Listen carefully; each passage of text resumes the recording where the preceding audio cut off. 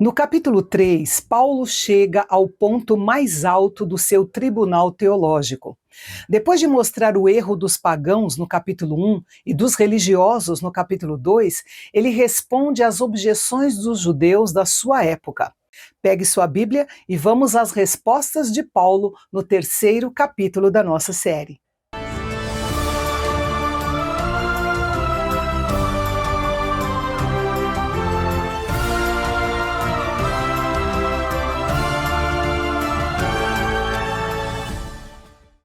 Paulo abre o capítulo respondendo a uma objeção que qualquer judeu faria após ouvir o capítulo anterior. Se o coração é o que importa e a marca externa não salva, qual é a vantagem de ser judeu? Paulo responde prontamente que a vantagem de ser judeu é grande, e a principal delas é a vantagem histórica, pois aos judeus foram confiadas as escrituras sagradas e as promessas de Deus. O contexto aqui gira em torno da fidelidade da aliança divina. Alguns judeus haviam sido infiéis a Deus, mas Paulo argumenta que a falta de fé humana não pode anular a fidelidade de Deus em cumprir suas promessas. Deus continua sendo perfeitamente justo e verdadeiro, mesmo que o mundo inteiro se mostre mentiroso. Paulo combate uma desculpa muito perigosa que algumas pessoas usavam para continuar pecando. Elas pensavam assim: se o meu erro e a minha mentira servem para mostrar que Deus é bom, fiel e verdadeiro, então Deus deveria ficar feliz comigo e não me condenar. Paulo rejeita esse pensamento absurdo e esclarece que Deus não precisa do nosso pecado para mostrar a sua bondade. Usar a graça de Deus como desculpa para fazer algo mal e achar que disso sairá algo bom é uma mentira grave, e quem age assim receberá o justo julgamento de Deus.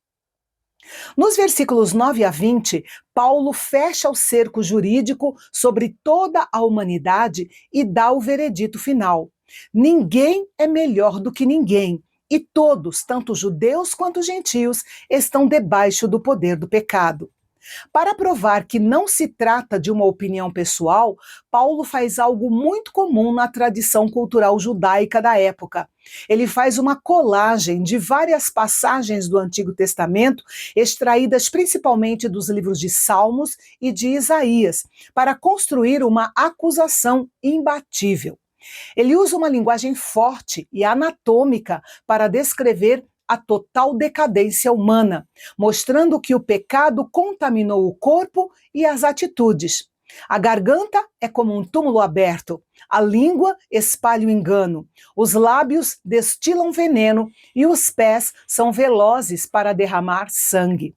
O ápice dessa condição é a completa ausência de temor a Deus.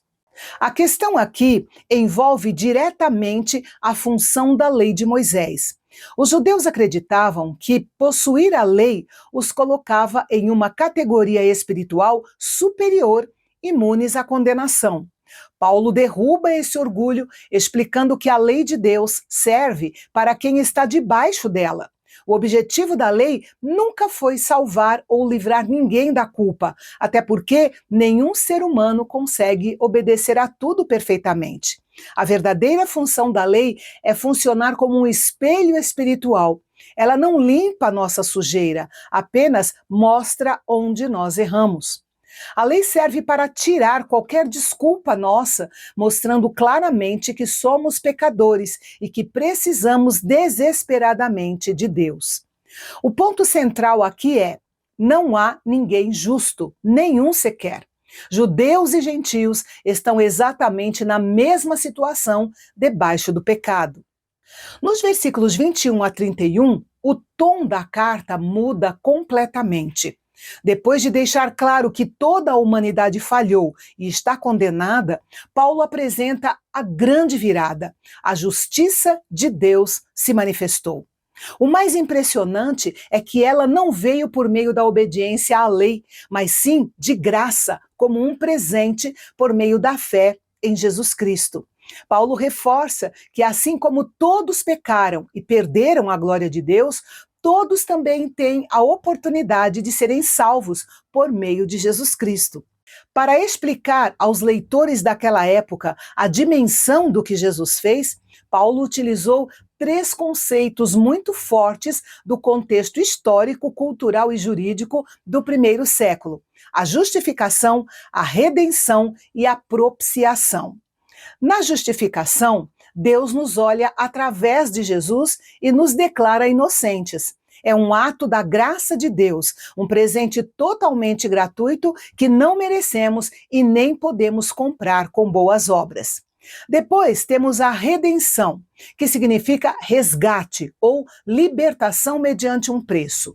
Naquela época, um escravo ou prisioneiro só era libertado se alguém pagasse um valor por ele.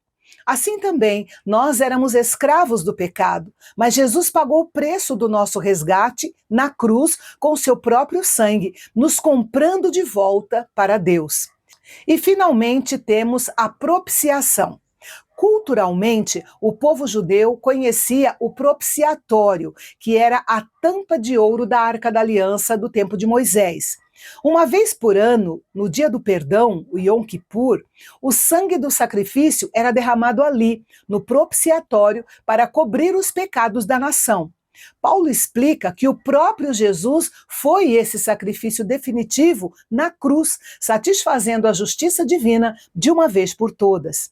A propiciação significa o sacrifício que afasta a ira de Deus e remove a nossa culpa. A justiça de Deus exigia uma punição para o pecado. Jesus se colocou no nosso lugar, recebendo sobre si o castigo que era nosso. Com isso, a justiça de Deus foi totalmente satisfeita e a nossa comunhão com Ele foi restaurada. Em resumo, nós fomos declarados inocentes através da justificação, fomos libertos do poder do pecado por um alto preço, a redenção, que foi pago pelo sacrifício de Jesus, que limpou a nossa culpa através da propiciação. Paulo então pergunta: onde fica o orgulho humano ou a vanglória? E ele mesmo responde que o orgulho humano foi totalmente excluído, pois ninguém pode se gabar de ter alcançado a salvação por esforço próprio. Por fim, ele esclarece que Deus é Deus, tanto de judeus quanto de gentios, e que a salvação pela fé não descarta a lei. Pelo contrário, a salvação confirma e cumpre o verdadeiro propósito que a lei sempre teve: mostrar que nós não conseguimos nos salvar sozinhos e que precisávamos de um Salvador. Resumindo, o capítulo 3 nivela toda a humanidade. Todos são igualmente culpados, mas todos podem ser igualmente salvos e justificados por meio da fé, excluindo qualquer motivo para o orgulho humano. E no próximo capítulo, Paulo vai derrubar de uma vez por todas aquela ideia de que precisamos fazer um plantão de boas obras para Deus nos aceitar.